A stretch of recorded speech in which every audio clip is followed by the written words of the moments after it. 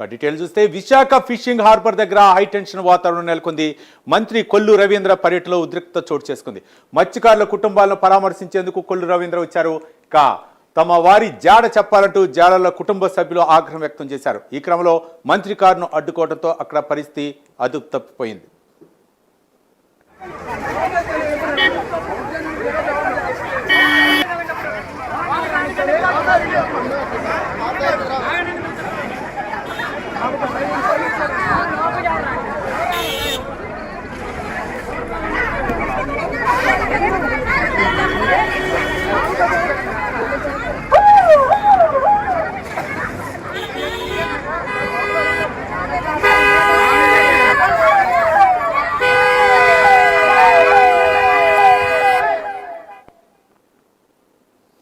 Visakha fishing harbour దగ్గర high tension వాతావరణం నెలకొంది. మంత్రి కొల్లు రవీంద్ర పర్యటనలో ఉద్రిక్తత చోటు చేసుకుంది. మత్స్యకారుల కుటుంబాలను పరామర్శించేందుకు మంత్రి కొల్లు రవీంద్ర వచ్చారు.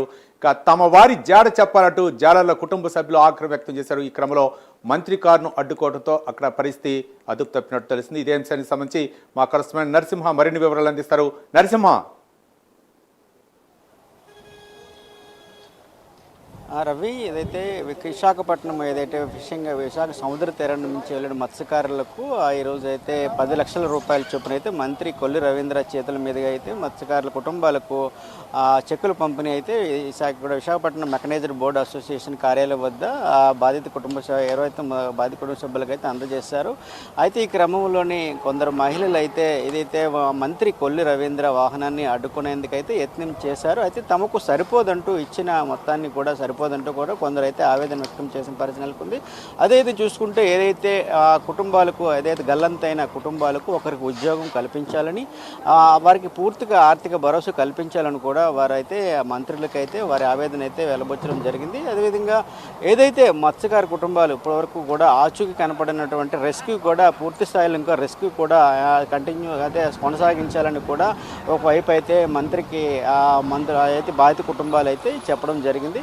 అదేవిధంగా ఏదైతే ఆ విశాఖ సముద్ర తీరంలో గల్లంతైన కుటుంబ సభ్యులకు పూర్తి స్థాయిలోనే అండగా ఉండాలని చెప్తున్నారు. అదేవిధంగా ఎవరైతే చిన్న అయితే వారి యొక్క నౌక ఎవరైతే నౌక కూడా మునిగిపోవడంతో కూడా నౌకకు సంబంధించి కూడా పూర్తిగా నష్టం కూడా భారీగా నష్టం జరిగిందని వారికి కూడా భరోసా కల్పించాలని కూడా మంత్రికి అయితే కొందరు చెప్పడం జరిగింది. అదేవిధంగా ఏదైతే కొందరు మాత్రం అయితే కొందరకు పూర్తి స్థాయిలో అయితే అసంతృప్తిలో ఉన్నట్లు కూడా తెలుస్తుంది. అయితే కొంత సమయం తర్వాత రెండు వర్గాల మధ్య కూడా ఇక్కడ కొట్లాట కూడా చోటు చేసుకుంది. అదేవిధంగా మత్స్యకార నేతల మధ్య ఇరు వర్గాల మధ్య కూడా కొట్లాట చేసుకుంది. అయితే వెంటనే ఘటనా స్థలానికి ఏదైతే స్థానిక పోలీసులు కూడా వెంటనే వచ్చి పరిస్థితిని సమీక్షించారు. పరిస్థితిని కూడా పూర్తిగా పోలీసులు అయితే అదుపులోకి తీసుకున్నారు. అదేవిధంగా ఇక్కడ ఏ విధమైన శాంతి భద్రతల లోపం లేకుండా కూడా ముందస్తుగా పోలీసు అయితే చర్యలు చేపట్టారు. అయితే మనతో పాటుగా మత్స్యకార నేతలు కూడా ఉన్నారు. చూసుకుంటే దీనిపై కూడా వాళ్ళతో అయితే మాట్లాడే ప్రయత్నం అయితే చేద్దాము. చూడండి, ఈరోజు మంత్రి కొల్లు రవీంద్ర చేతుల మీదుగా ఈరోజు అయితే పూర్తి స్థాయిలోనైతే ఈరోజు 10 లక్షల చొప్పున నష్టపరిహారం ఇవ్వడం జరిగింది. అయితే కొందరైతే అసంతృప్తిగా ఉన్నట్లుగా తెలుస్తుంది. అయితే భవిష్యత్ కాలంలో కూడా ప్రభుత్వం అండగా ఉంటుందని కూడా ఒకవైపు మంత్రి కూడా చెప్పడం జరిగింది.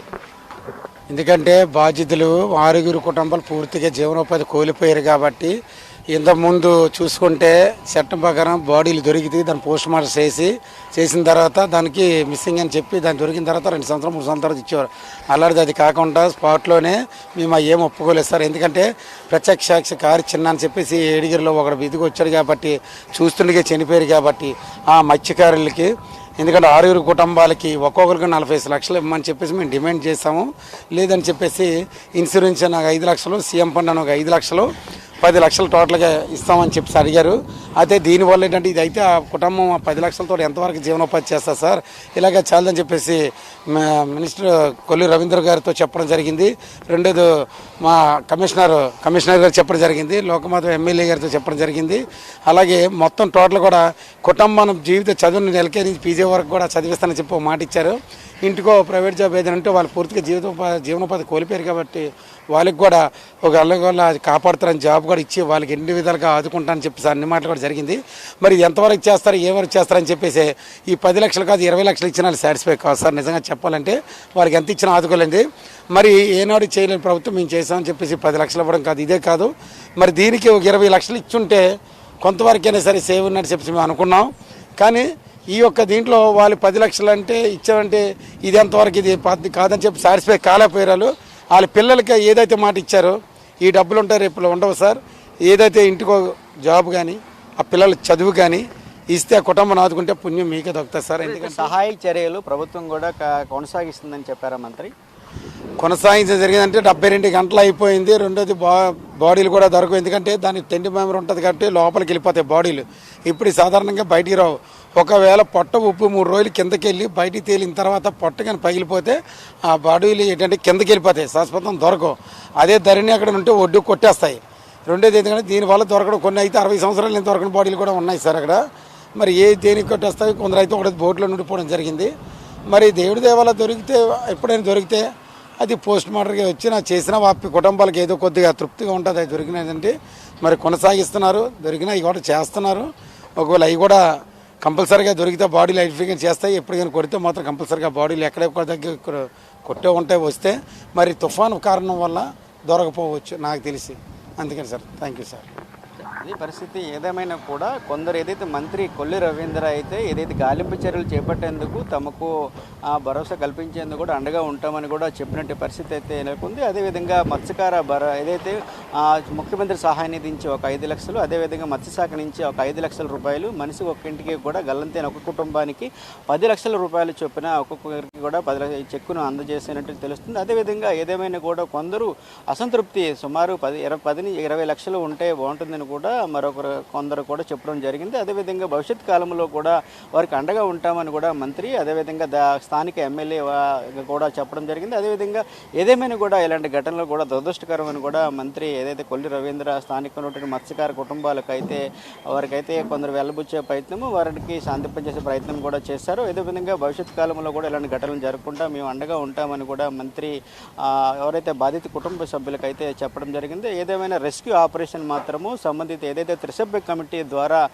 ఏదైతే నివేదిక వచ్చిన తర్వాత రెస్క్యూ కంటిన్యూ చేసేందుకు కూడా ప్రభుత్వం నుంచి కూడా పూర్తి సహకారం అందిస్తామని కూడా మరోవైపు మంత్రి స్థానికులకైతే అది మత్స్యకారులకైతే భరోసా ఇవ్వడం అయితే జరిగింది. అదేవిధంగా ఇక్కడి నుంచి వెళ్ళిన కాసేపటికి కూడా కొంతవరకు కూడా 2 వర్గాల మధ్య ఘటన కూడా ఒకసారిగా చర్చనీయాంశమైంది. అదేవిధంగా పూర్తి స్థాయిలో కూడా తమకు న్యాయం జరగలేదంటూ 2 వర్గాలు జరిగిన కొట్లాట కూడా ఒకసారి చర్చనీయాంశం అయిందని చెప్పవచ్చు. Ravi right, thank you Narasimha.